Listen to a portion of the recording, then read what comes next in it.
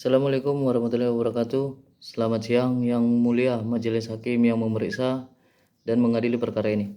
Perkenankan, saya Erwin Swendra Sinaga, NIM 0438968117, mahasiswa Fakultas Hukum Universitas Terbuka.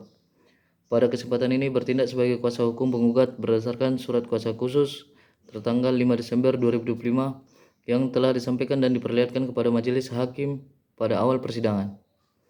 Simulasi sidang ini merupakan bagian dari pemenuhan tugas mata kuliah praktik peradilan perdata untuk memperagakan kemampuan kami sebagai mahasiswa dalam menyampaikan argumentasi hukum, memeriksa bukti, dan bertindak layaknya kuasa hukum dalam persidangan yang sesungguhnya. Dengan ini saya siap melaksanakan jalannya persidangan sesuai dengan tata cara dan etika beracara. Penyampaian pokok perkara. Yang Mulia Majelis Hakim, izinkan saya menyampaikan kembali pokok perkara yang menjadi dasar gugatan penggugat, bahwa pada tanggal 5 Desember 2025 antara penggugat dan tergugat telah terjadi suatu perjanjian jual beli barang, perjanjian hutang, perjanjian kerja, atau perjanjian sewa menyewa yang dibuat secara sah sesuai ketentuan pasal 1320 KUH Perdata tentang syarat sahnya perjanjian, yaitu yang pertama adanya kesepakatan, yang kedua kecakapan para pihak, yang ketiga suatu objek tertentu, yang keempat suatu kausal yang halal. Dalam perjanjian tersebut tergugat memiliki kewajiban untuk membayar sejumlah uang, menyerahkan barang, memberikan layanan, menyelesaikan pekerjaan dalam jangka waktu 2 tahun lamanya. Namun yang mulia, hingga batas waktu yang telah disepakati, tergugat tidak melaksanakan kewajibannya, bahkan setelah diberikan teguran atau peringatan oleh penggugat secara lisan maupun tertulis. Kelalaian tergugat ini membuat penggugat mengalami kerugian, baik kerugian material berupa uang senilai 500 juta rupiah maupun kerugian lain berupa hilangnya kesempatan usaha, terganggunya aktivitas bisnis, waktu yang terbuang, dan kegelisahan yang timbul akibat ketidakpastian yang diciptakan oleh tergugat. Dengan demikian, tindakan tergugat telah memenuhi unsur wan prestasi sebagaimana diatur dalam KUH Perdata. Argumentasi hukum. Yang Mulia Majelis, terhadap kelalaian tergugat kami menyampaikan argumentasi hukum sebagai berikut. Yang pertama, pasal 1338 KUH Perdata menyatakan bahwa semua perjanjian yang dibuat secara sah berlaku sebagai undang-undang bagi mereka yang membuatnya. Artinya, tergugat harus mematuhi isi perjanjian dan tidak boleh mengingkari kewajibannya dengan alasan sepihak. Yang kedua, pasal 1243 KUH Perdata menyebutkan bahwa wan prestasi terjadi apabila debitur lalai melaksanakan kewajibannya, sehingga ia berkewajiban mengganti kerugian yang diderita oleh kreditur.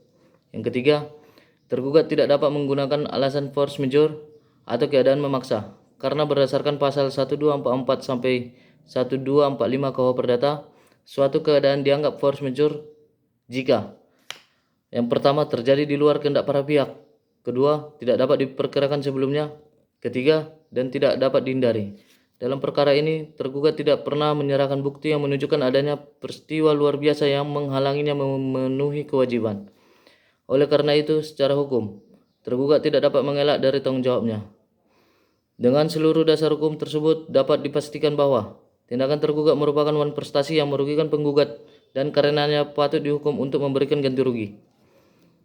Penyampaian alat bukti. Yang Mulia Majelis Hakim, untuk membuktikan dalil gugatan, penggugat mengajukan alat bukti sebagai berikut. Bukti P1, perjanjian tertulis antara penggugat dan tergugat. Bukti ini menunjukkan adanya hubungan hukum yang sah. Bukti P2, bukti pembayaran kwitansi atau transfer bank. Bukti ini menunjukkan bahwa penggugat telah melaksanakan prestasinya.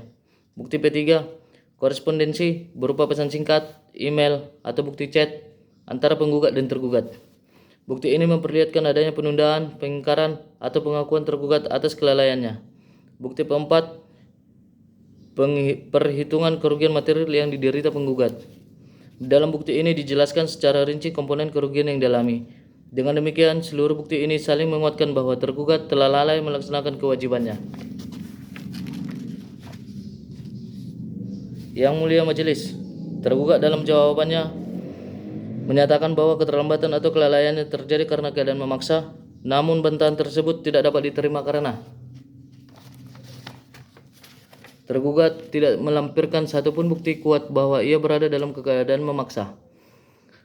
Kedua, semua bukti komunikasi menunjukkan bahwa kelalaian tersebut bukan karena force majeure, melainkan karena kelalaian pribadi dan kurangnya itikat baik dari tergugat. Ketiga, tergugat bahkan beberapa kali mengakui bahwa ia akan memenuhi kewajiban, namun tidak pernah terrealisasi.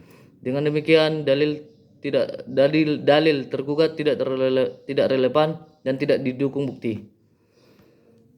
Replik penajaman argumentasi. Yang Mulia Majelis Hakim, dengan memperhatikan seluruh bukti dan bantahan tergugat, penggugat menegaskan bahwa Wan Prestasi telah terbukti secara terang dan jelas.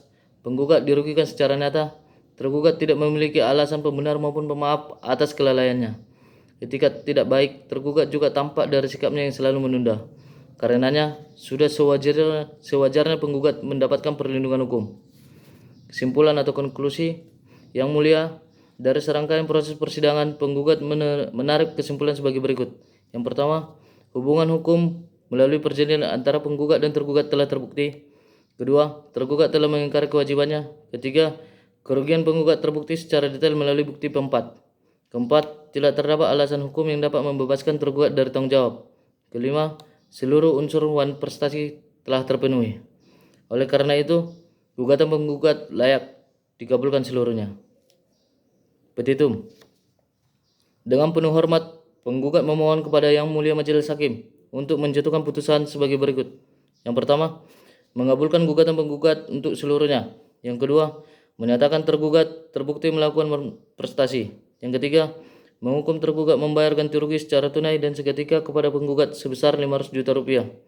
Yang keempat, menghukum tergugat untuk membayar biaya perkara yang timbul dalam perkara ini. Yang kelima, jika majelis hakim berpendapat lain, penggugat memohon putusan yang seadil-adilnya. Ex equo et bono. Demikian seluruh penyampaian dari penggugat yang dapat kami uraikan pada persidangan ini. Terima kasih atas kesempatan dan perhatian Yang Mulia Majelis Hakim. Wassalamualaikum warahmatullahi wabarakatuh.